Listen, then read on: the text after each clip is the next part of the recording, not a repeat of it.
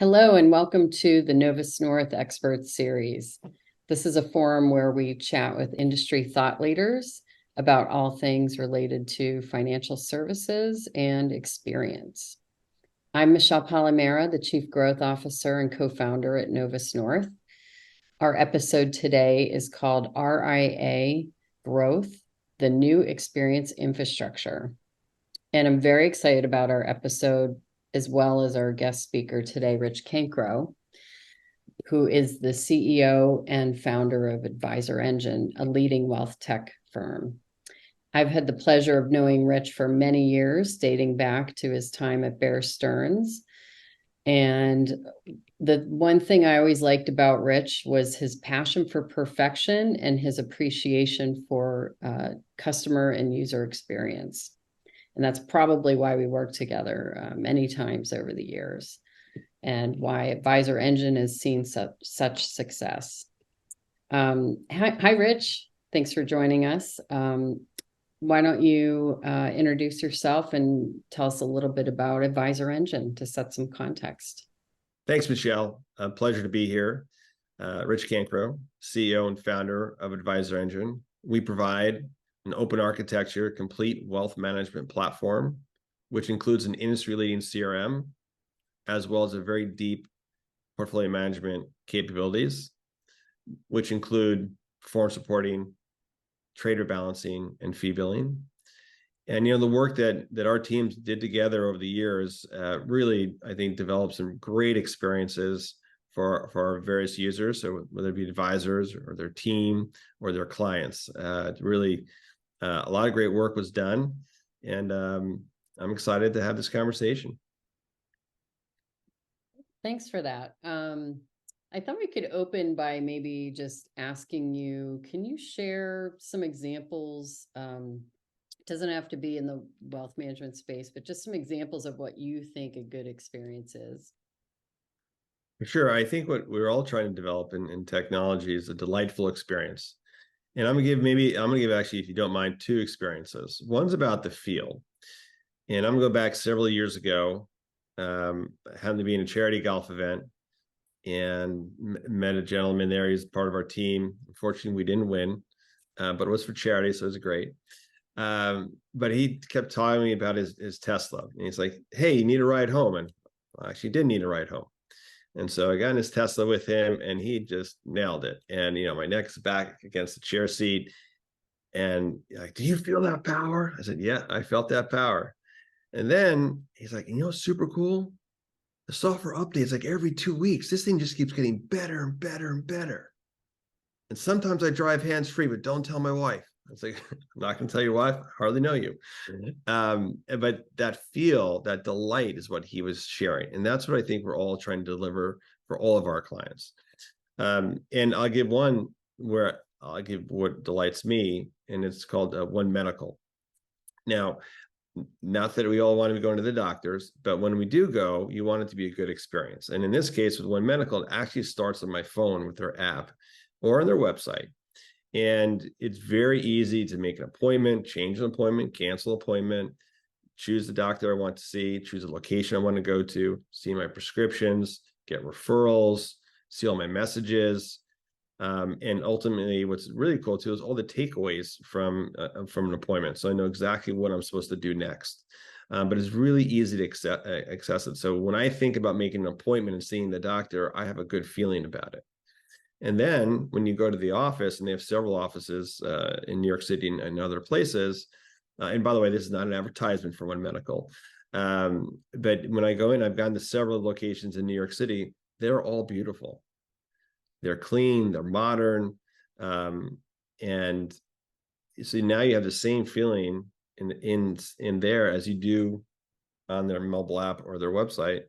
And then what's really great is that the many times I've been there, I've only one time waited more than 5 minutes to see the doctor, and every doctor is a pleasure to talk to.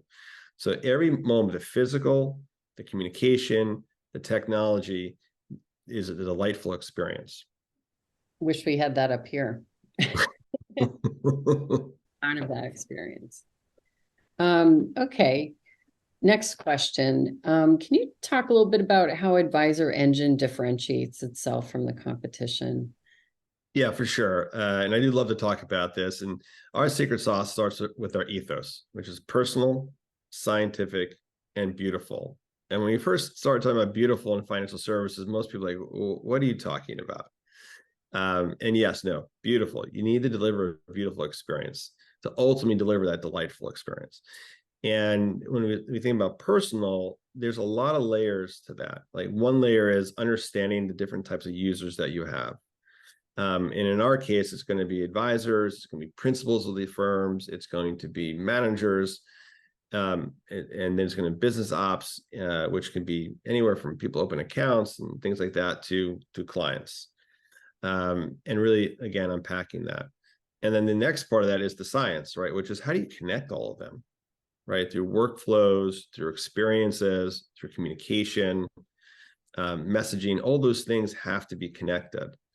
And so we spend a lot of time from an engineering perspective, as well as the design thinking perspective, to really understand how to connect all those workflows and moments that an advisor, their staff, and their client have together. We're talking a lot about experience here. Can you maybe just define how at Advisor Engine you guys really define experience? All right. Yeah, no, for sure. So we think of people, process, and technology. And when you think about technology, which actually the starting point is going to be the data, right? So having a robust data set, an accurate set of data, an accessible set of data, which sometimes that's the hardest part, is to make it accessible, and connecting all the data, right? So you have all this data, but if it's not connected, it is it's very hard to make that meaningful and drive that connectivity. The second thing is processes, right? And so really looking at processes and understanding each step in it and how the data needs to connect and flow through it. And on the people side, that's where we spend a ton of time.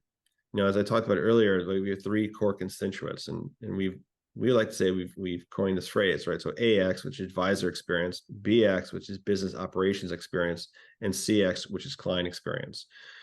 And when we think about kind of the industry that we're in, historically, people either built good advisor platforms or good client platforms. What we did, which I think is quite unique, is when we started is we wanted to connect all three in one platform. So that, and by doing that and having a robust data set, then you can truly connect the three. The three can be connected, have experiences, whether it's messaging, whether it's opening accounts, moving money, all those types of things that you need to do to service a client is all fully connected and flowing also through all the different stages of a client. So that means from a lead to opening an account, funding the account, putting that money to work. So that means trade rebalancing. By the way, the advisor wants to get paid, so fee billing. And of course, you want to report to the client how the portfolio is doing. So all those, if you connect all those pieces, then you now have a scalable environment, you have a consistent environment, and you can deliver your brand, your ethos, and the service level that you want to deliver and what you've promised to deliver to your clients. So in terms of like keeping tabs on the experience across those three sets of users and constituents, it sounds like, you've also invested a lot in that data layer as well, sort of that science behind your ethos. Can you share, do you want to talk about any new and differentiating capabilities that your team has launched on the platform recently? For sure. I love talking about the new stuff.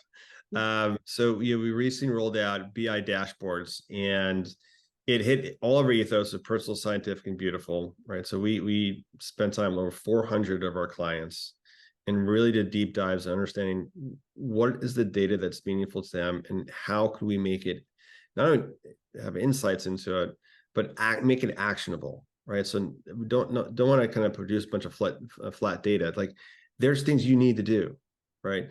And here's how you're operating. Here's how you're growing, right? Really, and then take action from it. But by the way, this isn't working well. which is sometimes the hardest thing to have the conversation, because it's easy to say, hey, this is going great, but it's hard to have discussion with the team that, oh, this is not going so great, right? But if you have actionable data, then you can have those conversations. And so we built out with these dashboards, with these interviews, so it's really easy for a firm to access their data, again, actionable insights. So you don't need a technologist, you don't need a data scientist, you don't need a cadre of consultants to set up your environment. You just need to log in. And so we created all these templates based off roles, and we went very deep in the roles. And so they can just plug and play and start, but they can also customize it. They can either start from scratch, start with the template, drag and drop, and you're done literally in seconds. And the next part is we also created sharing, so that if somebody is in a similar role and they want to share a view of data that they think is important, when they think of a manager and they say this, they have a group of people in their team, that manager can create templates very easily and share it immediately, so they know that each one of their team has the same set of information. And when we think about it in 3 different layers, right? One is on the revenue side. So think growth and revenue. So for an advisor, what does that really mean is, hey, what opportunities do we have in the funnel, and where are they coming from? And how do we get to the next best action to hopefully move that from an opportunity to a client? You do all sorts of insights into where are these prospects coming from. Second is operations. So think about one of the most important things for an operations and financial services firm is, what do I need to be doing, right? I come in the morning, what do I need to do? So think of something's past due. Think of, hey, this is super timely, I need to get this done. Think of, hey, this is a tier 1 client, we need to move this forward. So I'm very, very easy to see what you need to do that day and take action and make it real time, right? So it's all happening. And the third is core business metrics, right? So how is your firm performing? So think CFO, CEO, COO, principals, right? To understand how the firm is growing, how it's operating, is it efficient, and actions for that group to take. And again, like the science behind that is also, it's super fast, right? So part of it, delivering a delightful experience, is not only accessible data, getting meaningful insights, making them actionable, personalizing it, but then also having a very fast experience from your experience of technology is kind of the cherry on top to make sure you're delivering a delightful experience. And our team hit it out of the park. Well, this has been exciting. In closing, I feel like I need to ask you a question about AI, Rich. So obviously robo-advisors have been out for many years, but how do you see generative AI impacting the wealth tech and RIA space? Yeah, I think it's gonna be it's amazing impact in the future. I think we're just scratching the surface. We're literally, people talk like first inning. I think we're in the first pitch in the first inning of where it's going to go. But I think it's going to, this is the next place that's going to transform not just financial services, but how people think about interacting with technology. And I think obviously within financial services, you have to start about compliance, unfortunately, or fortunately, and understand, creating a guidepost. I think that's also starting to take foot. I think one of the areas that's going to be really important too is how do you continue to deliver, how advisors can deliver unique value props, because if the AI starts making everybody sound the same or delivers the same content, you're no longer differentiated. So I do believe it's going to be important that an advisor, their marketing team, and AI all work really close together so that the advisor can deliver unique content, unique thinking, so that they are engaging. The studies we've done, we've done a ton of studies, over 1,000 high net worth prospects of advisors. And what's happening is 2 out of 3 times, even though they're getting a referral, they're not getting the phone call or email that they want to connect. And it's because of their overall messaging and engagement. So I think this is a powerful opportunity to really uplift that. Instead of 2 out of 3, maybe it's at a 1 out of 3, but creating engaging content that delivers your value prop in digestible terms, what can really drive this and really cause you to scale quite a bit. So, I think we're just at the beginning of this. It's going to be really exciting. And this is going to go fast, right? This is one of those things where it's going to take like 6 months, a year, 2 years, 3 years. It's every day it's changing. So we're in a very exciting time.